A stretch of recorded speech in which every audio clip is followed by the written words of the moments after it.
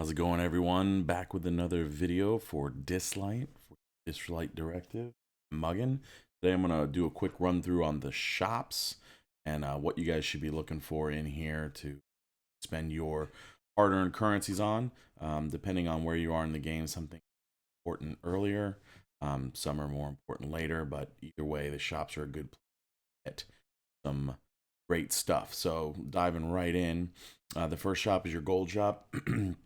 This shop refreshes every so often, and it will have all kinds of good stuff in it. So you can get 6-star relics in here, which are always a good buy if you can find one that has a good set of secondary stats. And what I mean by that is the 3 to 4 stats that are found below the primary stat. If it's got a good spread for a character that would use that set, that's a good buy. I picked up this healer set here earlier that had some speed and attack for Changpu to get her up and running faster, because I had been stuck with a terrible relic in that slot, so it was definitely worth the expense that as I had been farming and hadn't landed on a good one yet. 5 stars can be okay to pull again if they have like a really good stat line, like if you find a 5-star speed primary in the secondary relic sets. The bottom relic can be a speed. Good attack percent with speed secondaries is also another good one.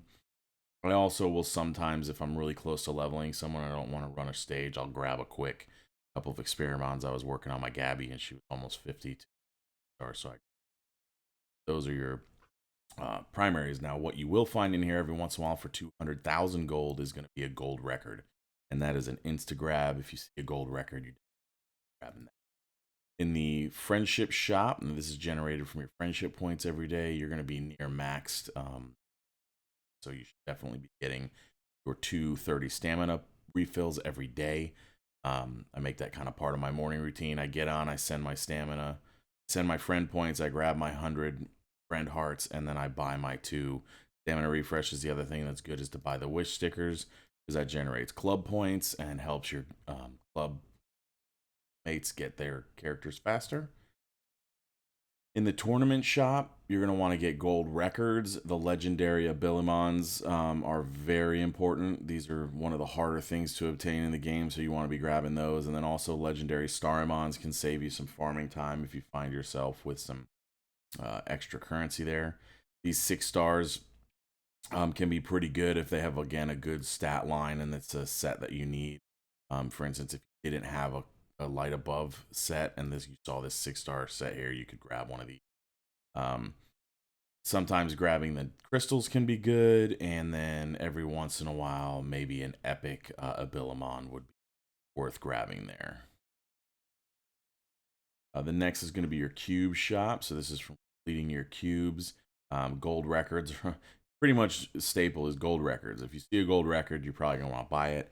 6-star superior relics is pretty much all that's going to be in this top section for the purple cube currency. The blue cube currency, gold records, epic abilimons are good to grab, and epic starimons can sometimes be grabbing here.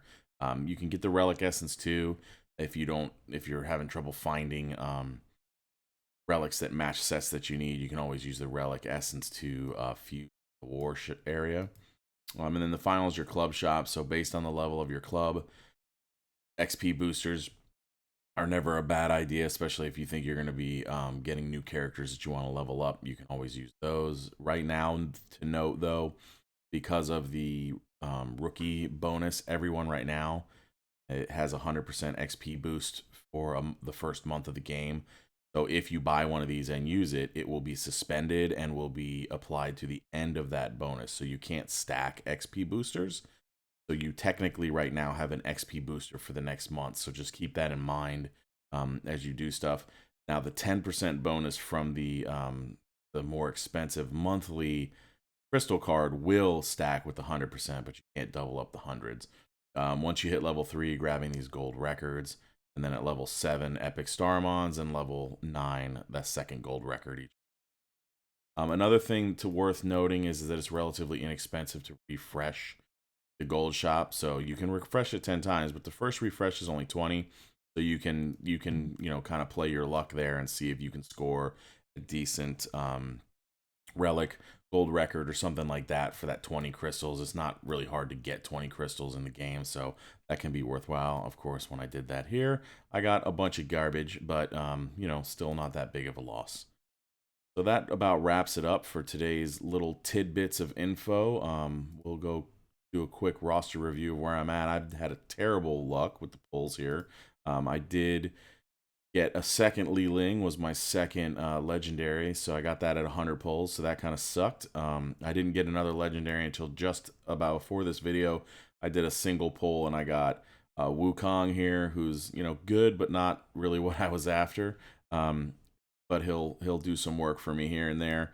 Got to level him up, but that's 140 pulls in. I grabbed him, so didn't have to go to pity, and then I managed to get my Gabrielle farmed up, leveled her to 50 since yesterday, and have taken her to 6 stars. So that's been kind of nice.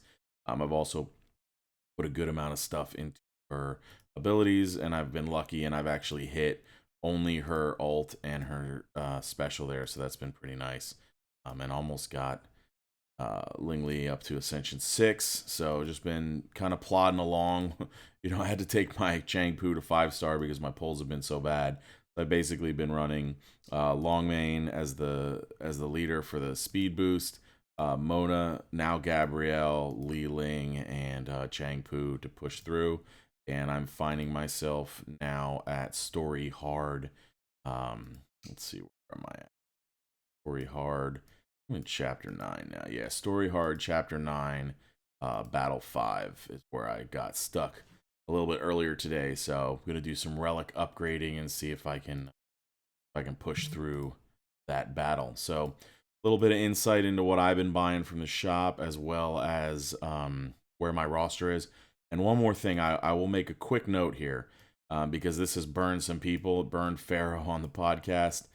Your beginner Bryn is perma-locked. Okay, you cannot unlock the beginner Bryn if you find her in your thing wherever she's at. I don't even know where my copy is, but she cannot be unlocked to put into the epic fusion.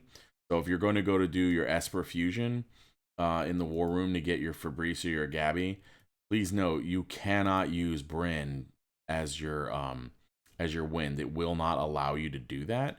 So just don't put a lot of resources into her thinking that, well, I had to level her up for the story until I got my actual character, so I'll go ahead and burn her for Fabrice. It won't let you. I've had a couple people get hit pretty hard on that, so just be aware that she is not a viable target for that. Anyway, thanks again for watching. Be sure to join our Discord at discord.me/The Directive, and leave a like and subscribe, and let us know in the comments what kind of content you'd like to see from the channel, and we'll keep putting stuff out for you. Thanks again for watching.